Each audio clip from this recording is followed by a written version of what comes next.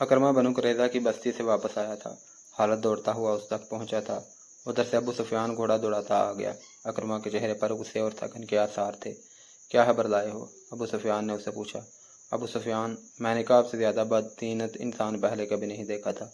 अकरमा ने घोड़े से कूद कर उतरते हुए जवाब दिया। नहीब ने ठीक कहा था। क्या उसने हमसे यरगमाल में रखने के लिए आदमी मांगे हैं? खालिद ने पूछा था। हाँ खालिद, अकरमा ने कहा था। उसने मुझे शराब पेश की और मेरे साथ इस तरह बोला जैसे हम उसके मकरूज हैं। उसने कहा कि पहले यरगमाल में अपने आदमी दो, फिर मैं मदीना के अंदर शब खून मारूंगा। क्या तुमने उसे कहा नहीं कि अहले कुरैश के सामने बनु कुरैज़ा की हैसियत ऊँट के मुकाबले में एक चूहे की सी है? खालिद ने कहा था। क्या तुमने उसका सर इसके कंधों से उतार नहीं दिया? मैंने अपना हाथ बड़ी मुश्किल से रोका था, अकरमा ने कहा था।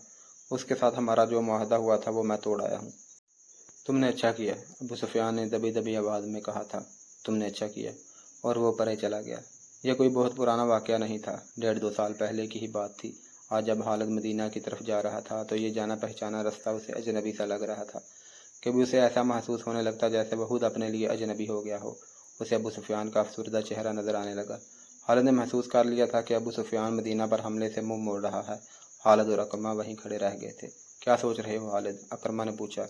क्या अब तुमने मेरी तायीद नहीं करोगे? मैं उस शख्स अबू सुफियान की मौजूदगी को सिर्फ इसलिए बर्दाश्त कर रहा हूँ कि ये मेरे कबीले का सरदार है। खालिद ने अकरमा को जवाब दिया था। अहले कुरैश को अबू सुफियान से बढ़कर बुज़दिल सरदार और कोई नहीं मिलेगा। तुम पूछते हो कि मैं क्या सोच रहा हूँ? मैं और ज़्यादा इंतज़ार नहीं कर सकता। मैंने हंदक को एक सिरे से दूसरे सिरे तक देखा है। एक जगह हंदक कम है और ज़्यादा गहरी भी नहीं है। हम वहाँ से हंदक के पार जा सकते हैं। अगर तुम मेरा साथ दो तो मैं आज ही अभी इस जगह से चंद सवार हंदक के इस पार ले जाना चाहता हूँ। अबू सुफियान किसी गैबी मदद और सहारे का इंतज़ार करना चाहता है तो करता रहे, मैं तुम्हारा साथ क्यों ना दूंगा खालिद, अकरमा ने कहा था। क्या मैं मुसलमानों के उनके हक़ों को बर्दाश्त कर सकूंगा जो इस वक्त बुलंद होंगे जब हम यहाँ से लड़े बगैर वापस जाएंगे? चलो, मैं तुम्हारे साथ हूँ। वो जगह ज़ुवाब की पहाड़ी के मगरब और सेला की पहाड़ी के मशरक़ में थी, जहाँ हंदक की चौड़ाई इतनी थी कि घोड़ा उसे फलांग सकता था। ज़रूरत शहसवार की थी। प्यादे हंदक में उतरकर ऊपर चढ़ सकते थे। उसी जगह के करीब तकरीबन सामने मुसलमानों की हैमगाह थी। खालिद ने अकरमा को यह जगह दूर से दिखाई। पहले मेरे सवार हंदक फलांगेंगे, अकरमा ने कहा, लेकिन अभी हम तमाम का तमाम सवार दस्ता नहीं गुजारेंगे। पार जाकर मुसलमानों को एक एक सवार के मुकाबले के लिए ललकारेंगे। वो इस रिवाज की खिलाफ वर्जी नहीं करेंगे। मेरे साथ आओ खालिद, मैं अपने मुंतखब सवार आगे लाऊंगा। तुम अभी हंदक के पास न जाना। अगर हम दोनों मारे गए तो अहले कुरैश को सिवाय जिलत के और कुछ न मिलेगा। अबू सुफियान का दिल मुहासरा उठा चुका है। वो लड़ने के लिए जज्बे को सर्द कर चुका है। वो मुकाम जहाँ हंदक घोड़े की लंबी छलांग से फलांगी जा सकती थी, ऐसी ओट में था जिसे गश्ती संतरी करीब आकर ही देख सकते थे। अकरमा ने 7 सवार मुंतखब कर लिए थे। उनमें एक कवि है कल्ब बल्कि दीव का मत शख्स उमर बिन अब्दू भी था, जिसकी धाक इसकी जसामत की बदौलत दूर दूर तक फैली हुई थी। अकरमा ने इन 7 सवारों का मुकर्ररा मुकाम से कुछ दूर तक इस अंदाजे से ले गया जैसे घोड़ों को टहलाई के लिए ले जा रहे हों। मुसलमानों के संतरी को उन पर शक न हुआ। सबसे पहले मैं हंदक फलांगूंगा, अकरमा ने चलते चलते अपने 7 सवारों से कहा। क्या यह ठीक नहीं होगा कि सबसे पहले मेरा घोड़ा हंदक फलांगे? उमर बिन अब्दू ने कहा। नहीं उमर, अकरमा ने कहा, पहले मैं जाऊंगा। अगर मेरा घोड़ा हंदक में गिर पड़ा तो तुम हंदक फलांगने की कोशिश ना करना। तुम्हारा सलार अपनी जान की कुर्बानी देगा। यह कहकर अकरमा ने घोड़े के बाग को झटका दिया। घोड़े का रुख हंदक की तरफ हुआ तो अकरमा ने एड़ लगा दी। अरबी नस्ल का घोड़ा हवा से बातें करने लगा। अकरमा ने लगाम और ढीली कर दी और घोड़े को फिर एड़ लगाई। घोड़े की रफ्तार और तेज हो गई। हंदक के किनारे पर जाकर अकरमा घोड़े की पीठ से उठा और आगे को झुक गया। घोड़ा हवा में बुलंद हो गया। खालिद कुछ दूर खड़ा देख रहा था। कबीला कुरैश के बहुत से लश्करी देख रहे थे। ज़मीन व आसमान देख रहे थे। तारीख देख रही थी। घोड़े के अगले पाँव हंदक के दूसरे किनारे से कुछ आगे और पिछले पाँव ऐन किनारे पर लगे। घोड़ा रफ्तार के जोर पर आगे चला गया। उसकी अगली टांगें दोहरी हो गईं। उसका मुंह ज़मीन से लगा। अकरमा गिरते गिरते बचा। घोड़ा संभल गया और अकरमा भी। उसे अपने पीछे ललकार सुनाई दी, आगे निकल जाओ अकरमा। अकरमा ने पीछे देखा। उमर बिन अब्दू का घोड़ा हवा में उड़ रहा था। उमर रुकाबू पर खड़ा आगे को झुका हुआ था। किसी को तवक्को नहीं थी कि इतने वजनी सवार के नीचे घोड़ा हंदक फलांग जाएगा, लेकिन घोड़ा उस जगह पर जा पड़ा जहां अकरमा का घोड़ा गिरा था। उमरू के घोड़े की टांगें ऐसी दोहरी हुई कि मुंह के बल गिरा और एक पहलू पर लड़क गया। उमरू घोड़े की पीठ से लड़क कर कलाबाजियां खाता गया। एक लम्हे में घोड़ा उठ खड़ा हुआ। इधर उमरू उठा और पलक झपकते में घोड़े पर सवार हो गया। उसके पीछे अकरमा के 2 सवार इकट्ठे चले आ रहे थे। हंदक के किनारे पर आकर दोनों सवारों ने अपने घोड़ों की पीठें हाली कर दी थी और उनकी गर्दनों पर झुके हुए थे। दोनों घोड़े हंदक फलांग आए। अहले कुरैश के लश्कर ने दादो तहसीन के नारे लगाए। इस शोर से मुसलमान पहरेदार दौड़े आए। इतने में अकरमा के 2 और घोड़े अपने सवारों को उठाए हंदक के किनारे से हवा में उठे। उनके पीछे 7 में से बाकी सवारों ने भी अपने घोड़ों को एड़ लगा दी। तमाम घोड़े हंदक फलांग आए। ठहर जाओ, अकरमा ने मुसलमान संतरियों को बुलंद आवाज़ में कहा। कोई और घोड़ा हंदक के इस तरफ नहीं आएगा। मोहम्मद को बुलाओ, तुम में से जो सबसे ज़्यादा बहादुर है उसे लाओ। वो मेरे एक आदमी का मुकाबला करके गिरा ले तो हम सब को कत्ल कर देना। खुदा की कसम, हम तुम्हारा खून इस रेत पर छिड़क कर वापस चले जाएंगे। मुसलमानों की इज्तिमागाह में खलबली बपा हो चुकी थी। एक शोर उठा, कुरैश और गतफान ने हंदक अबूर कर लिया है। मुसलमानों, तुम्हारे इम्तिहान का वक्त आ गया है। होशियार, खबरदार, दुश्मन आ गया है। रसूलुल्लाह ने मुसलमानों को बेकाबू न होने दिया। आपने देख लिया था कि अहले कुरैश हंदक के पार खड़े कह के लगा रहे थे। वो मुसलमानों का मजाक भी उड़ा रहे थे, फब्तियाँ भी कस रहे थे। रसूलुल्लाह इस जगह पहुँचे जहाँ अकरमा और इसके सवार ललकार रहे थे। रसूल करीम के साथ हज़रत अली भी थे। आपने सूरत हाल का जायज़ा लिया तो समझ गए कि अकरमा इनफरादी मुकाबले के लिए आया है। आप सल्लल्लाहु अलैहि वसल्लम को और हज़रत अली को देखकर उमर बिन अब्दू ने अपना घोड़ा आगे बढ़ाया। कसम हबल और उज़्ज़ा की, उमर ने ललकार कर कहा, तुम्हें मुझे कोई एक भी नज़र नहीं आ रहा जो मेरे मुकाबले में उतर सके। मोरहैन शाहदों के हवाले से लिखते हैं कि मुसलमानों की खामोशी गवाही दे रही थी कि उन पर उमरू का खौफ तारी हो गया था।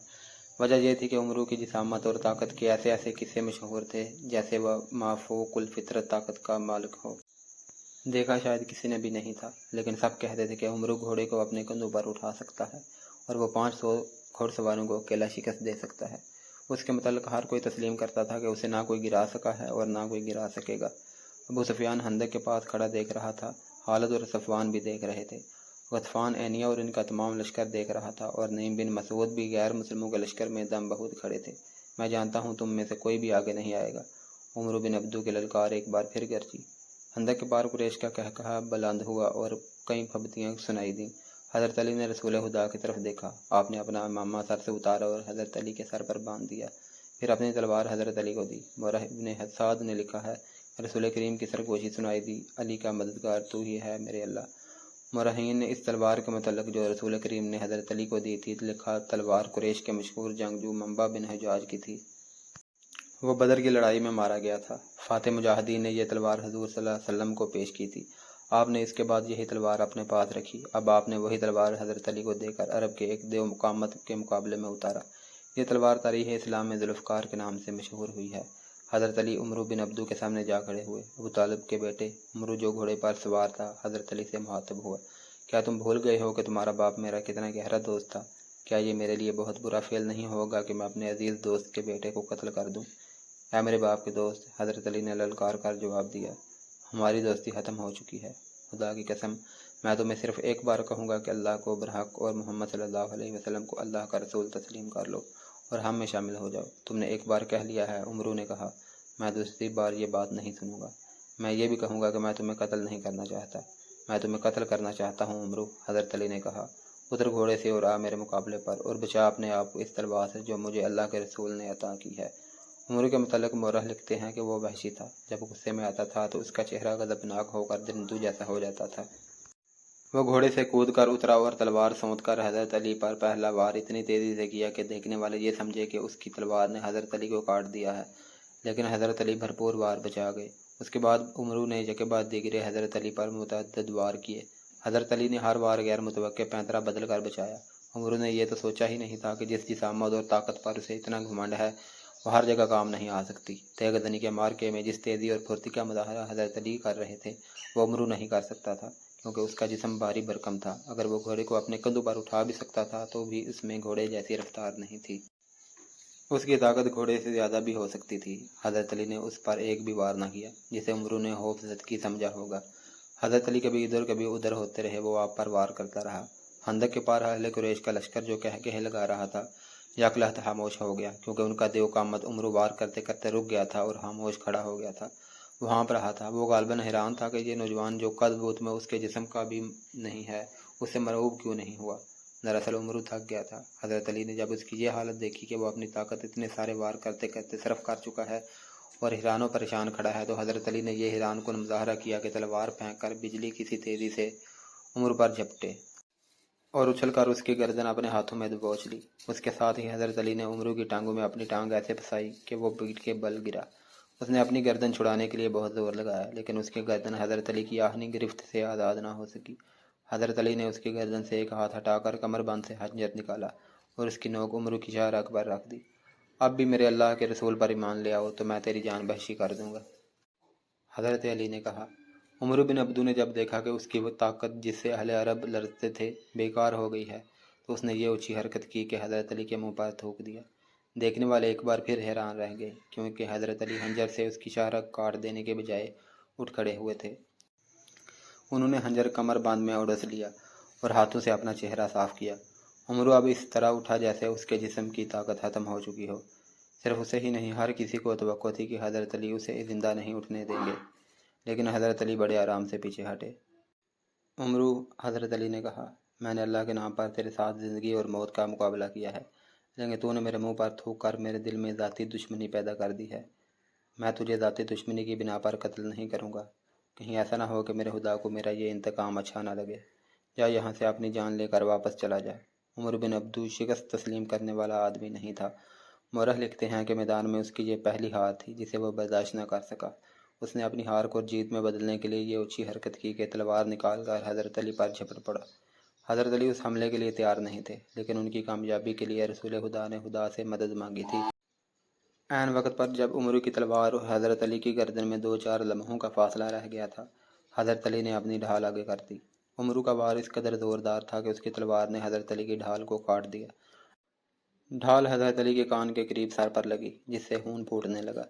عمرو ڈھال میں سے تلوار کھینچ ہی رہا تھا کہ حضرت علی کی وہ تلوار جو انہیں رسول کریم صلی اللہ علیہ وسلم نے دی تھی، اتنی تیزی سے حرکت میں آئی کہ عمرو کی گردن کٹ گئی۔ گردن پوری نہ کٹی، لیکن شاہ کٹ چکی تھی۔ عمرو کی تلوار اس کے ہاتھ سے چھوٹ گئی، اس کا جسم ڈولنے لگا۔ حضرت علی نے اس پر دوسرا وار نہ کیا، انہوں نے دیکھ لیا تھا کہ یہی وار کافی ہے۔ عمرو کی ٹانگیں دوہری ہوئیں، اس کے گھٹنے زمین پر لگے اور وہ لڑک گیا۔ ابر کی مٹی اس کا خون چوسنے لگی۔ خندق کے پار دشمن کے لشکر پر ایسا سکوت طاری ہو گیا جیسے پورا کا پورا لشکر کھڑے کھڑے مر گیا ہو۔ اب مسلمانوں کے نعرے گونج رہے تھے۔ عربوں کی رسم کے مطابق اس مقابلے کا دوسرا مرحلہ شروع ہو گیا تھا۔ مسلمانوں کے ایک جیش نے اکرما اور اس کے باقی سواروں پر حملہ کر دیا تھا۔ قریش کے ان سواروں کے لیے بھاگ نکلنے کے سوا اور کوئی چارہ نہ تھا۔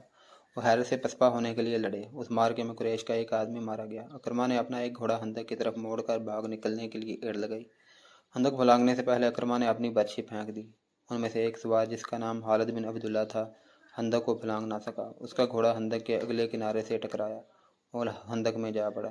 اٹھ کر کنارے پر چڑھنے کی کوشش کرنے لگا، لیکن مسلمانوں نے اس پر پتھروں کی بوچھاڑ کر دی اور وہ وہیں ختم ہو گیا۔ رسول کریم صلی اللہ علیہ وسلم نے حکم دیا کہ خندق کے اس مقام پر مستقل پہرے کا انتظام کر دیا جائے، کیونکہ وہاں سے خندق پھلانگی جا سکتی تھی۔ دوسرے دن خالد اپنے سوار دستے میں سے چند ایک جاں باز سوار متحب کر کے خندق عبور کرنے کو چل پڑا۔ خالد، رک جاؤ، ابو سفیان نے اسے کہا، کیا تم نے کل اکرما کے سواروں کا انجام نہیں دیکھا؟ اب مسلمانوں نے وہاں پہرے کا اور زیادہ مضبوط انتظام کر دیا ہوگا۔ کیا یہ بہتر نہیں کہ لڑے بغیر واپس جانے کے بجائے تم میری لاش میرے گھوڑے پر رکھ کر مکہ لے جاؤ؟ خالد نے کہا، اگر ہم ایک دوسرے کے انجام سے ڈرنے لگے تو وہ دن بہت جلد ضرور ہوگا جب ہم مسلمانوں کے غلام ہوں گے۔ میں تمہیں نہیں روکوں گا میرے دوست، اکرما نے خالد سے کہا، لیکن میری ایک بات سن لو، اگر تم میری شکست کا انتقام لینے جا رہے ہو تو رک جاؤ۔ تمہیں قریش کی عظمت عزیز ہے تو ضرور جاؤ۔ آج مدینہ کی طرف جاتے ہوئے خالد کو وہ لمحے یاد آ رہے تھے۔ اسے نہ اس وقت یہ خیال آیا تھا اور نہ آج، کہ وہ یہ جانتے ہوئے بھی کہ خندق عبور کر کے بھی مارا جائے گا، نہ عبور کر سکا تو بھی مارا جائے گا، کیوں خندق کی طرف چل پڑا تھا۔ وہ 6 مارچ 627 عیسوی کے دن کا تیسرا پہر تھا۔ خالد چند ایک منتخب سواروں کے ساتھ خندق کی طرف بڑھا۔ اس نے خندق بھلاگنے کے لیے کچھ فاصلے سے اپنے گھوڑے کو ایڑ لگائی، مگر اس مقام کے پہرے پر جو مسلمان کہیں چھپے بیٹھے تھے، انہوں نے تیروں کا می برسا دیا۔ خالد نے لگام کو پوری طاقت سے کھینچا اور اس کا گھوڑا خندق کے عین کنارے پر جا رکا۔ خالد نے گھوڑے کو پیچھے موڑا اور اپنے تیر اندازوں کو بلایا۔ اس نے سوچا تھا کہ اس کے تیر انداز مسلمانوں پر تیر پھینکتے چلے جائیں گے جس سے مسلمان سر نہیں اٹھا سکیں گے اور وہ خندق پھلانگ لے گا، لیکن مسلمانوں نے تیر اندازی میں اضافہ کر دیا۔ مسلمان تیروں کی بوچھاڑوں میں تیر چلا رہے تھے۔ خالد کو پسپا ہونا پڑا۔ خالد اس انداز سے اپنے سواروں کو وہاں سے ہٹا کر دوسری طرف چل پڑا جیسے اس نے خندق پر ایک اور حملہ کرنے کا ارادہ ترک کر دیا ہو۔ مورخین، جن میں ابن ہشام اور ابن سعد قابل ذکر ہیں، لکھتے ہیں کہ یہ خالد کی ایک چال تھی۔ اس نے چلتے چلتے اپنے سوار جیش میں مزید سوار شامل کر لیے۔ اس نے سوچا یہ تھا کہ اسے پسپا ہوتے دیکھ کر مسلمان پہرے دار ادھر ادھر ہو جائیں گے۔ اس نے ادھر دیکھا، وہاں سے اسے کوئی پہرے دار نظر نہ آیا۔ اس نے اپنے دستے کو خندق کے کم چوڑائی والے مقام کی طرف موڑ کر سر پر دوڑا دیا۔ خالد کی یہ چال صرف اس حد تک کامیاب رہی کہ اس کے 3-4 گھوڑ سوار خندق پھلانگ گئے۔ ان میں خالد سب سے آگے تھا۔ مسلمان پہرے داروں نے انہیں گھیرے میں لے لیا۔ قریش کے پاس جو سوار ابھی خندق کے پاس تھے ان پر مسلمانوں نے اتنے تیر برسائے کہ انہیں پسپا ہونا پڑا۔ خالد اور اس کے سواروں کے لیے مسلمانوں کے گھیرے سے نکلنا مشکل ہو گیا۔ یہ زندگی اور موت کا مارکا تھا جو خالد نے گھوڑا دوڑا کر اور پینترے بدل بدل کر لڑا۔ اس کے سوار بھی تجربہ کار اور پھرتیلے تھے۔ ان میں سے ایک مارا گیا۔ خالد اپنا دفاعی مارکا لڑ رہا تھا۔ اس نے کئی مسلمانوں کو زخمی کیا جن میں سے ایک شہید ہو گیا۔ آخر اسے نکلنے کا موقع مل گیا اور اس کا گھوڑا خندق کو پھلانگ آیا۔ اس کے جو سوار زندہ رہ گئے تھے وہ بھی خندق پھلانگ آئے۔ اس کے بعد قریش میں سے کسی نے بھی خندق پار جانے کی جرأت نہ کی۔ اکرمہ اور خالد کی ناکامی کے بعد قریش اور ان کے دیگر اتحادی قبائل کے لشکر میں مایوسی جو پہلے ہی کچھ کم نہ تھی اور بڑھ گئی، خوراک نہ ہونے کے برابر رہ گئی تھی۔ ابو سفیان جو اپنے اور دیگر تمام قبائل کے لشکر کا سالار اعلیٰ تھا، پہلے ہی ہاتھ پاؤں چھوڑ بیٹھا تھا۔ خالد، اکرمہ اور صفوان نے یہ ظاہر کرنے کے لیے کہ ان کا لشکر زندہ و بیدار ہے، یہ کارروائی جاری رکھی کہ وقتاً فوقتاً خندق کے قریب جا کر مسلمانوں کی خیمہ گاہ پر تیر برساتے رہے۔ اس کے جواب میں مسلمانوں نے تیر اندازوں کو خندق کے قریب پھیلا دیا، جو اہل قریش کے تیر اندازوں پر جوابی تیر اندازی کرتے رہے۔ تیروں کے تبادلے کا یہ سلسلہ صرف ایک دن صبح سے شام تک چلا۔ اہل قریش، غطفان اور دیگر قبائل جس محمد کو شکست دینے آئے تھے وہ محمد صلی اللہ علیہ وسلم کسی ملک کے بادشاہ نہیں تھے، وہ خدا کے رسول تھے۔ خدا نے انہیں ایک عظیم پیام دے کر رسالت عطا کی تھی۔ آپ نے خدا سے مدد مانگی تھی، خدا اپنے رسول کو کیسے مایوس کرتا۔ اس کے علاوہ مدینہ کے اندر مسلمانوں کی عورتیں اور بچے دن رات اپنی کامیابی اور نجات کے لیے دعائیں مانگتے رہتے تھے۔ یہ دعائیں رائے گاں کیسے جاتی۔ 18 مارچ 627 عیسوی بروز منگل مدینہ کی فضا خاموش ہو گئی۔ سردی خاصی تھی، ہوا بند ہو گئی تھی، موسم خوشگوار ہو گیا، لیکن یہ طوفان سے پہلے کی خاموشی تھی۔ اچانک آندھی آ گئی جو اس قدر تیز و تند تھی کہ خیمے اڑنے لگے۔ جھکڑ بڑے ہی سرد تھے۔ آندھی کی تندی اور اس کی چیخوں سے گھوڑے اور اونٹ بھی گھبرا گئے اور رسیاں تڑوانے لگے۔ مسلمانوں کی اجتماع گاہ سلہ کی پہاڑی کی اوٹ میں تھی، اس لیے آندھی انہیں اتنا پریشان نہیں کر رہی تھی جتنا مکہ کے لشکر کو۔ قریش کھلے میدان میں تھے، آندھی ان کا سامان اڑا رہی تھی، خیمے اڑ گئے یا لپیٹ دیے گئے تھے۔ لشکر کے سردار اور سپاہی اپنے اوپر ہر وہ کپڑا ڈال کر بیٹھ گئے تھے جو ان کے پاس تھا۔ ان کے لیے یہ آندھی خدا کا قہر بن گئی تھی، اس کی چیخوں میں قہر اور غضب تھا۔ ابو سفیان برداشت نہ کر سکا، وہ اٹھا، اسے اپنا گھوڑا نظر نہ آیا۔ قریب ہی ایک اونٹ بیٹھا تھا، ابو سفیان اونٹ پر چڑھ بیٹھا اور اسے اٹھایا۔ مورخ ابن ہشام کی تحریر کے مطابق ابو سفیان بلند آواز سے چلانے لگا، اے اہل قریش، اے اہل غطفان، کعب بن اسد نے ہمیں دھوکہ دیا ہے۔ آندھی ہمارا بہت نقصان کر چکی ہے، اب یہاں ٹھہرنا بہت خطرناک ہے، مکہ کو کوچ کرو۔ میں جا رہا ہوں، میں جا رہا ہوں۔ اس نے اونٹ کو مکہ کی طرف دوڑا دیا۔ خالد کو آج وہ منظر یاد آ رہا تھا، تمام لشکر جسے مکہ سے مدینہ کی طرف کوچ کرتے دیکھ کر اس کا سینہ فخر سے پھیل گیا تھا اور سر اونچا ہو گیا تھا۔ ابو سفیان کے پیچھے پیچھے ڈری ہوئی بھیڑوں کی طرح جا رہا تھا۔ خالد اور عمرو بن عاص نے اپنے دور پر سوچا تھا کہ ہو سکتا ہے کہ مسلمان عقل سے حملہ کر دیں، چنانچہ انہوں نے اپنے سوار دستوں کو اپنے قابو میں رکھ کر لشکر کے عقب میں رکھا تھا۔ ابو سفیان نے ایسے حفاظتی اقدامات کی سوچی ہی نہیں تھی۔ اسے پسپا ہوتے لشکر میں وہ آدمی نہیں تھے جو مارے گئے تھے، اور اس لشکر میں نعیم بن مسعود بھی نہیں تھے۔ قریش کا لشکر چلا تو نعیم آندھی سے فائدہ اٹھاتے ہوئے خندق میں اتر گئے اور رسول کریم صلی اللہ علیہ وسلم کے پاس پہنچ گئے تھے۔ آج خالد مدینہ کی طرف اسی رستے پر جا رہا تھا جس رستے سے اس کا لشکر ناکام واپس آ گیا تھا۔ اسے شاہین کی پہاڑی نظر آنے لگی تھی۔ آندھی نے تاریخ اسلام کا رخ موڑ دیا۔ آندھی نے یہ حقیقت واضح کر دی کہ خدا حق پرستوں کے ساتھ ہوتا ہے۔ اسلام کے دشمنوں کی پسپائی تنکوں کی مانند تھی جو آندھی میں اڑے جاتے ہیں اور انہیں ایک دوسرے کی خبر نہیں ہوتی۔ خالد کو یہ پریشانی لاحق تھی کہ مسلمان تعاقب کریں گے، لیکن مسلمانوں نے ایک تعاقب کی سوچی ہی نہیں تھی۔ اس آندھی میں تعاقب اور لڑائی مسلمانوں کے خلاف بھی جا سکتی تھی۔ جس دشمن کو خدا نے بھگا دیا تھا اس کے پیچھے جانا دانش مندی نہیں تھی۔ البتہ رسول کریم صلی اللہ علیہ وسلم کے حکم سے چند ایک آدمیوں کو بلندیوں پر کھڑا کر دیا گیا تھا کہ وہ دشمن پر نظر رکھیں۔ ایسا نہ ہو کہ دشمن کہیں دور جا کر رک جائے اور منظم ہو کر واپس آ جائے۔ آندھی اتنی مٹی اور ریت اڑا رہی تھی کہ تھوڑی دور تک بھی کچھ نظر نہیں آتا تھا۔ بہت دیر بعد 3-4 مسلمان گھوڑ سوار اس جگہ سے خندق پھلانگ گئے جہاں سے اکرمہ اور خالد کے گھوڑوں نے خندق پھلانگی تھی۔ وہ دور تک چلے گئے، انہیں اڑتی ہوئی گرد اور ریت کے سوا کچھ بھی نظر نہ آیا۔ وہ رک گئے لیکن واپس نہ آئے۔ شام سے کچھ دیر پہلے آندھی کا زور ٹوٹ گیا اور جھکڑ تھم گئے۔ فضا صاف ہو گئی اور نظر دور تک کام کرنے لگی۔ دور افق پر زمین سے گرد کے بادل اٹھ رہے تھے۔ وہ اہل قریش اور ان کے اتحادی قبائل کی پسپائی کی گرد تھی جو ڈوبتے سورج کی آخری کرن میں بڑی صاف نظر آ رہی تھی۔ یہ گرد مکہ کو جا رہی تھی۔ تعاقب میں جانے والے مسلمان سوار اس وقت واپس آئے جب رات بہت گہری ہو چکی تھی۔ خدا کی قسم، انہوں نے واپس آ کر بتایا، وہ جو ہمارے عقیدے کو توڑنے اور مدینہ کی اینٹ سے اینٹ بجانے آئے تھے، وہ مدینہ سے اتنی دہشت لے کر گئے ہیں کہ رک نہیں رہے، کہیں پڑاؤ نہیں کر رہے۔ کیا راتوں کو مسافر پڑاؤ نہیں کیا کرتے؟ کیا لشکر راتوں کو بھی چلتے رہتے ہیں؟ وہی چلتے رہتے ہیں جو منزل تک بہت جلدی پہنچنا چاہتے ہوں۔ احادیث اور مورخوں کی تحریروں کے مطابق رسول کریم کو جب یقین ہو گیا کہ دشمن گھبراہٹ کے عالم میں بھاگا ہے اور ایسا امکان ختم ہو چکا ہے کہ وہ منظم ہو کر واپس آ جائے گا، تب آپ صلی اللہ علیہ وسلم نے کمر سے تلوار کو لی، خنجر اتار کر رکھ دیا اور اللہ کا شکر ادا کر کے غسل کیا۔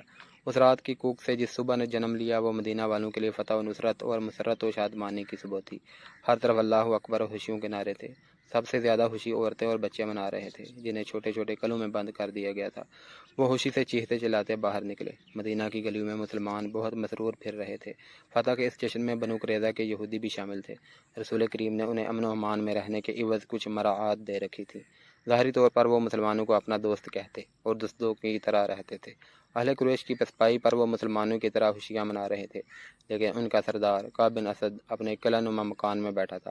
اس کے پاس اپنے قبیلے کے 3 سرکردہ یہودی بیٹھے تھے، اور اس وقت کی غیر معمولی طور پر حسین یہودن یوحاوا بھی وہاں موجود تھی۔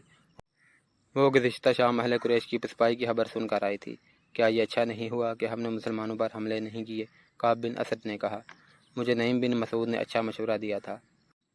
اس نے کہا تھا کہ قریش سے معاہدے کی ضمانت کے طور پر 4 آدمی یرغمال کے لیے مانگو۔ اس نے یہ بھی کہا تھا کہ قریش سے دگنا لشکر لے آئیں تو بھی خندق عبور نہیں کر سکتے۔ میں نے نعیم کا مشورہ اس لیے قبول کر لیا تھا کہ وہ اہل قریش میں سے ہے۔ وہ اہل قریش میں سے نہیں، ایک یہودی نے کہا، وہ محمد کے پیروکاروں میں سے ہے۔ خدا یہودا کی قسم، تمہاری بات سچ نہیں ہو سکتی، کعب بن اسد نے کہا۔ وہ اہل قریش کے ساتھ آیا تھا مگر ان کے ساتھ گیا نہیں، اسی یہودی نے کہا۔ میں نے کل شام اسے مدینہ میں مسلمانوں کے ساتھ دیکھا ہے۔ اس وقت تک اہل قریش کا لشکر مدینہ سے بہت دور جا چکا تھا۔ پھر تمہیں کس نے بتایا ہے کہ وہ محمد کے پیروکاروں میں سے ہے؟ کعب نے کہا، میں ایسی بات کو کیوں سچ مانوں جو تم نے کسی سے پوچھا نہیں؟ میں نے اپنے ایک مسلمان دوست سے پوچھا تھا، یہودی نے کہا۔ میں نے نعیم کو دیکھ کر کہا تھا، کیا مسلمان اب قریش کے جنگی قیدیوں کو کھلا رکھتے ہیں؟ میرے دوست نے جواب دیا تھا کہ نعیم کب کا اسلام قبول کر چکا ہے، اسے مدینہ میں آنے کا اب موقع ملا ہے۔ پھر اس نے ہمیں مسلمانوں سے نہیں بلکہ مسلمانوں کو ہم سے بچایا ہے۔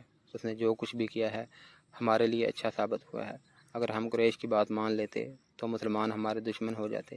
ایک اور یہودی نے کہا، تم یہی کہنا چاہتے ہو نا کعب، مسلمان پھر بھی ہمارے دشمن ہیں۔ ہمیں محمد کے نئے مذہب کو یہیں پر ختم کرنا ہے، ورنہ محمد ہمیں ختم کرا دے گا۔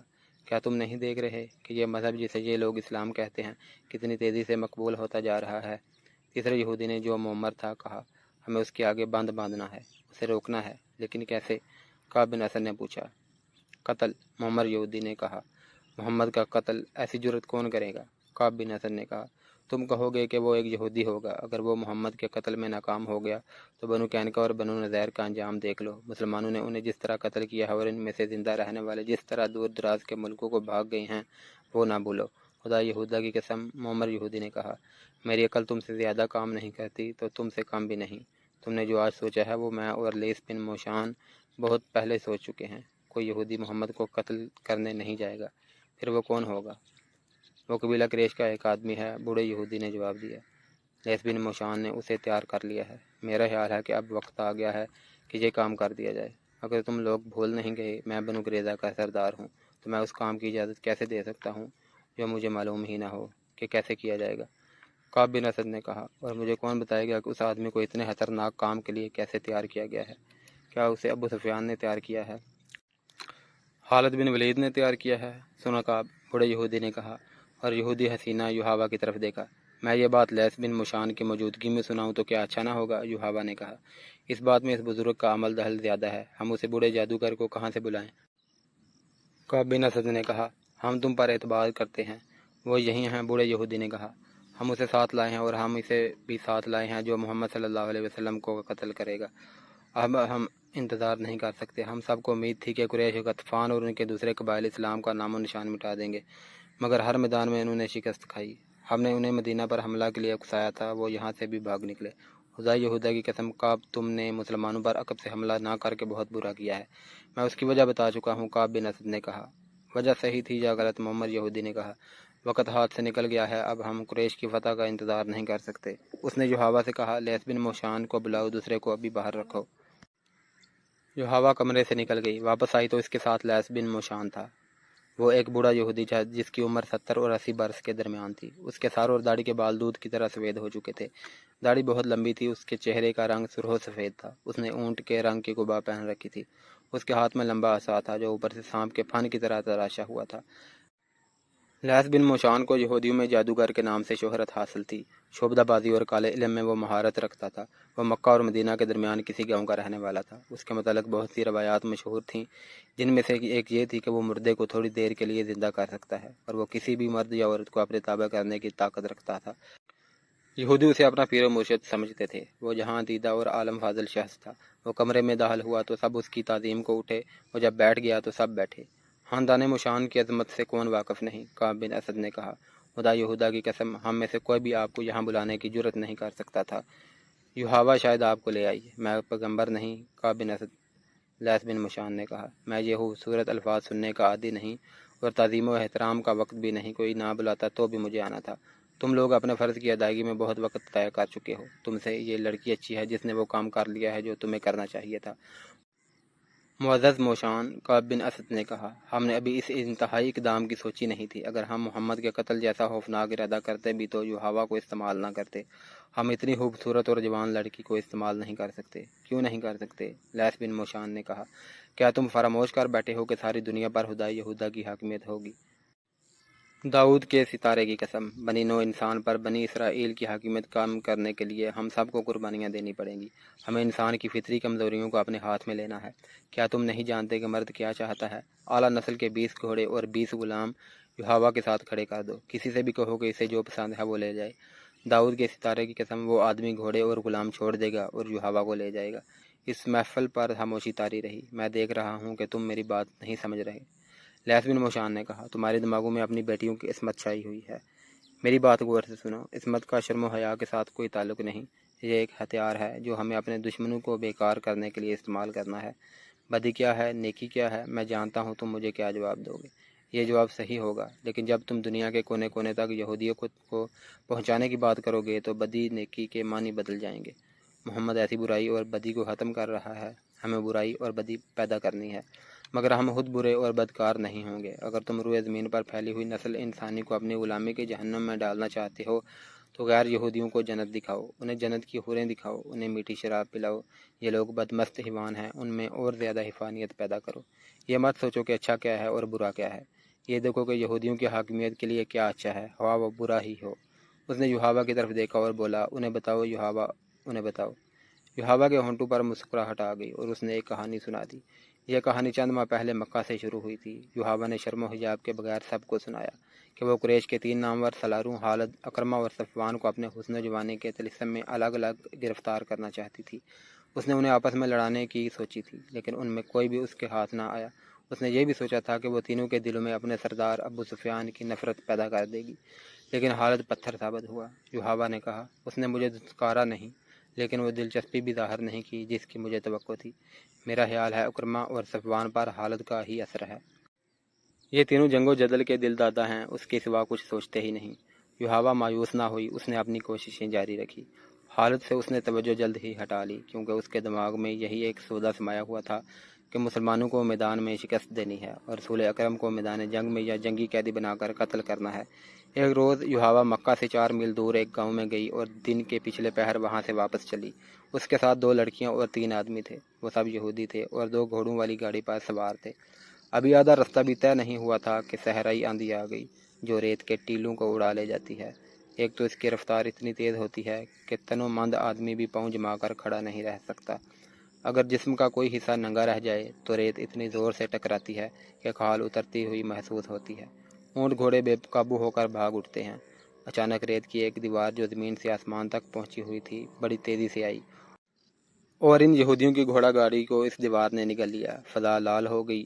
رات کے تھپیڑے اتنی زور سے پڑنے لگے جیسے بحری طوفان میں مجھے اٹھ اٹھ کر کشتی میں پڑتی اور کشتی کو پٹہتی ہیں۔ ٹیلے جڑوں سے اکڑنے لگے۔ صحرائی آندھی میں رک کر کھڑے ہو جانا بہت ہی خطرناک ہوتا ہے۔ ریت اس طرح جسم سے ٹکرا کر وہیں اکٹھی ہونے لگتی ہے جیسے کوئی بیلچے سے ریت پھینک رہا ہو۔ کچھ دیر بعد وہاں ریت کی اونچی ڈھیری بن جاتی ہے۔